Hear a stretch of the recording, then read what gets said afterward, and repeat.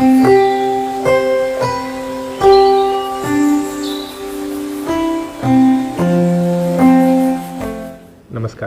मैं डॉक्टर रघु प्रकाश। मैं paediatric surgeon और पीडियाट्रिक यूरोलॉजिस्ट हूँ। बाल शल्य चिकित्सक, आसान भाषा में कहें तो बच्चों का सर्जन। आज मैं एक बहुत कॉमन समस्या जिससे सभी बच्चे ग्रसित हैं, अधिकांश बच्चों में पाई जाती है, कॉन्स्टिपेशन या कब्ज़ की समस्या। 3-3, 4-4 दिन तक लैट्रिन नहीं आना, लैट्रिन सख्त आना, पेट चढ़ना, बच्चे को भूख ना लगना, इसके कई सारे कारण हो सकते हैं। पहला जो सबसे कॉमन कारण है वो तो ये है कि खान पान की दृष्टि से अगर बच्चा सही मात्रा में अपना भोजन नहीं ले रहा है तो उसको कब्ज़ की समस्या आ सकती है। मान लीजिए 1 साल 1.5 साल का बच्चा है जो पूरी तरह से दूध पर निर्भर है, बाकी जो लिक्विड पदार्थ हैं और जो दाल रोटी चावल सब्जी ये सब चीज़ें हैं ये नहीं खा रहा है, तो उसको कॉन्स्टिपेशन की समस्या हो सकती है। इसलिए बहुत ज़रूरी है कि 6 महीने के बाद बच्चे को सब तरीके का पोषण दिया जाए, केवल दूध पर निर्भर ना रखा जाए, तो तभी उसकी प्रॉपर ग्रोथ हो सकती है, तभी उसका विकास हो सकता है, तभी उसके जो बाकी माइलस्टोन है वो अचीव करने में हमें मदद मिल सकती है। एक जो गंभीर समस्या बच्चों में पाई जाती है उसको कहते हैं हर्षप्रंग डिसीज़। इसमें क्या होता है कि बड़ी आंत काम नहीं करती है, हमारा पूरा शरीर नसों से कंट्रोल होता है। हमारी उंगली भी जैसे अगर देखें तो उंगली तक नसें आ रही हैं और जब नस यहाँ पे आती है तब उंगली काम करती है। अगर नस यहाँ पे कट जाएगी तो आगे का हिस्सा हमारा बेकार हो जाएगा, उंगली काम नहीं करेगी। इसी प्रकार से आंतों में भी नसें होती हैं। जब हम भोजन लेते हैं तो आंत काम करती है, आंत चलती है और वो आगे जाके लैट्रिन के रास्ते हम मल के रूप में निकल जाता है। अगर किसी हिस्से में आंत के अंतिम छोर पे नसें नहीं बनी हुई हैं तो मल वहीं इकट्ठा हो जाता है और वो नहीं निकल पाता है। इस बीमारी को हर्षप्रंग डिजीज़ कहते हैं।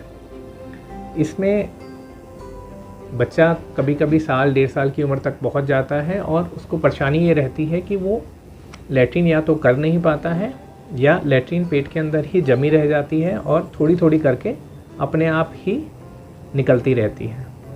और उसमें भी जो लैट्रिन आती है बच्चे को वो काफ़ी गंदी और बदबूदार लैट्रिन आती है, बिल्कुल पतली लैट्रिन आती है, क्योंकि वो जमी हुई लैट्रिन अपने आप थोड़ी थोड़ी सी सड़ सड़ के निकल रही होती है।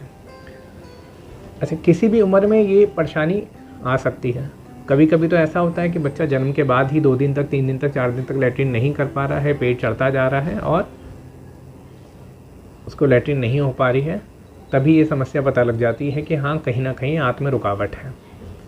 कभी कभी ये होता है कि शुरू में उसने कर ली 2-3 दिन में कुछ दवाइयों के सहारे, लेकिन 4 महीने 6 महीने 7 साल भर की उम्र में उसको ये परेशानी बनी रही। कुछ दवाइयाँ चली, कुछ ठीक हुआ, कुछ नहीं हुआ और पता चला कि बच्चा पनप नहीं पा रहा है, बच्चे में खून की कमी है, बच्चे का वज़न नहीं बढ़ रहा है, उसका पेट हमेशा चढ़ा रहता है, बच्चा कुछ खा पी नहीं पा रहा है, लैट्रिन नहीं कर पा रहा है ना, लैट्रिन करने में दिक्कत आ रही है या बार बार थोड़ी थोड़ी रिस के लैट्रिन हो रही है। इसमें कुछ जांचें होती हैं जिससे ये पता लगाया जा सकता है कि ये बच्चा किसी गंभीर समस्या से ग्रसित है या एक नॉर्मल कॉन्स्टिपेशन का बच्चा है जिसको हम कुछ दवाइयाँ और उसके खान पान में सुधार करके उसको ठीक करा जा सकता है। सबसे पहला जो कॉमन जांच है वो एक प्लेन एक्सरे है। जो सादा एक्सरे किसी भी सेंटर पे हो सकता है, एक एक्सरे करके हमें पता लग सकता है कि उसकी आंतों की कंडीशन कैसी है।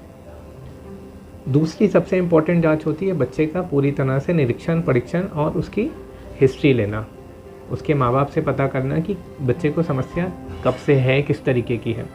उसके लिए एक कुशल चिकित्सक से मिलना अत्यंत ज़रूरी है ताकि पहले तो आपकी बात समझ सकें, दूसरा बच्चे की लैट्रिन के रास्ते की एक एग्जामिनेशन हो सके जिसमें दस्ताने पहन के उंगली डाल के लैट्रिन की जगह देखा जाता है कि लैट्रिन की जगह कैसी है, अंदर जो मल है वो किस प्रकार का है और उससे काफ़ी कुछ हमें अंदाज़ा लग जाता है कि समस्या किस तरीके की है, ये नॉर्मल समस्या है या कोई गंभीर समस्या है। दूसरा फिर एक्सरे होता है, एक्सरे से हमें अंदाज़ा लग जाता है कि इसमें आंतों में सूजन है, रुकावट है या फिर ये नॉर्मल कॉन्स्टिपेशन है। तीसरा एक होता है जो रंगीन एक्सरे होता है जिसमें अगर हमें शक बढ़ता है कि ये समस्या कोई गंभीर समस्या हो सकती है, नॉर्मल दवाइयों से इसमें उपचार नहीं हो पा रहा है या बच्चे में कोई सुधार नहीं आ रहा है, तब वो रंगीन एक्सरे करा के देखा जाता है कि ये हर्षपिंड डिजीज़ का बीमारी होने की संभावना है या नहीं है। और अगर हमें उस बीमारी का शक लगता है या बीमारी के कोई संकेत मिलते हैं हमें जांचों में, तब इसमें फिर ऑपरेशन करके आंत के टुकड़े लिए जाते हैं। आंत के टुकड़ों की जांच करी जाती है कि आंतों में नसें बनी हैं या नहीं बनी हैं। 100% कन्फर्मेशन उस आंत के टुकड़े की जांच के बाद ही हो पाएगा।